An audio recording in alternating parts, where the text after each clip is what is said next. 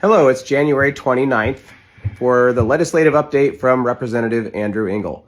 One thing I wanted to say before I get started is there are about 35 committees between the House and the Senate, and I only sit on 4 of them. So these updates really only are covering the issues that are coming before me and my committees during this intense committee time. There's so much going on, I'm not hardly able to track the things that are going on outside the realm that I'm working on.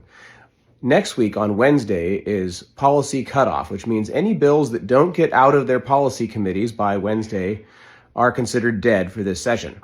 There's exemptions for bills that are budget related or that are necessary to implement the budget. So there are good or bad bills that can come up late, but generally that's what you're going to see. So after next week, you'll start getting updates from me about bills that are outside of just the sphere of my committees. But right now, that's what's going on. Today, I had an interesting meeting with the utility folks. So these would be the contractors that are putting in power lines and things like that, water lines. And I found it interesting that Washington State has this law that says that, what do they call it? It's an equitable adjustment. So if taxes are raised on the cost of doing business during a project, they're allowed to bill that to the state. But interestingly, they told me that WSDOT, the State Department of Transportation, has determined that tariffs are not taxes and therefore not subject to the adverse or equitable adjustment formula. I just found that interesting since our governor keeps talking about tariffs being taxes, which they are, but that his agencies are not acknowledging that. Just an interesting piece. We had a lot of visitors from the 7th Legislative District in today, which was fantastic. Conservation districts from across the district, hospitals from across the district,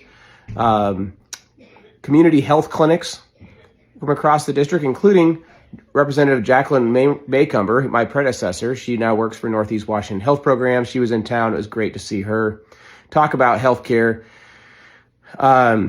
Tomorrow, we're having a hearing for my seatmate, Hunter Abell's bill, to require the Department of Fish and Wildlife to manage wolves and other wildlife together as a whole. So if they find that the deer and elk population are dropping below a certain threshold, they'd be required to look at how they can help them through managing wolves. So we'll see how that goes tomorrow. I did notice the Sierra Club is signed in to testify opposed to it.